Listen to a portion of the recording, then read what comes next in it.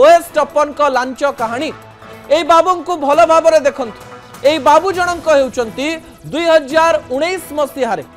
rank 1 पाइथिबा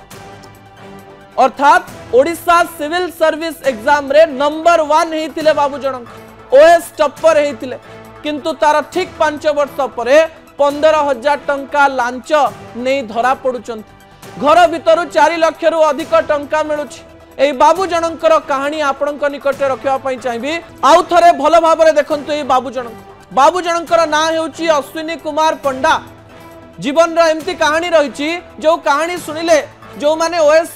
परीक्षा दौचंती से माने आत्मविश्वास बढ़ी जिवो ए बाबू जनक एएसओ परीक्षा देथिले किंतु गोटिए मार्क पई एएसओ रे कटि जाइथिले किंतु गोटिए वर्षर परिश्रम परे बाबू जनक ओएस टप्पर हेथिले ओएस टप्पर हबा परे तहसीलदार बनि जाइचंती एवं जेहेतु बाबू बनिचंती टिके टंका भी नहीं जाइचंती एवं भाबिचंती लांच नहीं गले किए बा धरिबो आमे तो बड़ पदवी रे रहिचु किछि किछि टंका नेले तो भविष्यत रे बड़ घर बड़ गाड़ी करी हबो सरकारी टंका रे आपण केते दिन चली परिबे लक्षे 2 लाख 2.5 लाख पाइबे किंतु एमती जदि टंका नेबे आउ केही जानि परिबे नाही एवं एमती अनेक टंका आमे रोजगार करि नबु किंतु ए बाबूंकर कलाकारनामा सामना को आसी जाइछि किंतु ए कार्य सामना को आसीबा परे अनेक बाबूंकर आखि फिटी जाइथिबो कि आखि फिटी नथिबो आमे जानि ना एमती अनेक गुडिए खबर आमे प्रसारण करू जो समय रे ओएस बाबू माने आईएएस बाबू माने लक्ष लक्ष टंका लांच नहीं थांते निजर दरमा ठारो तांकर जीवन शैली बहुत अधिक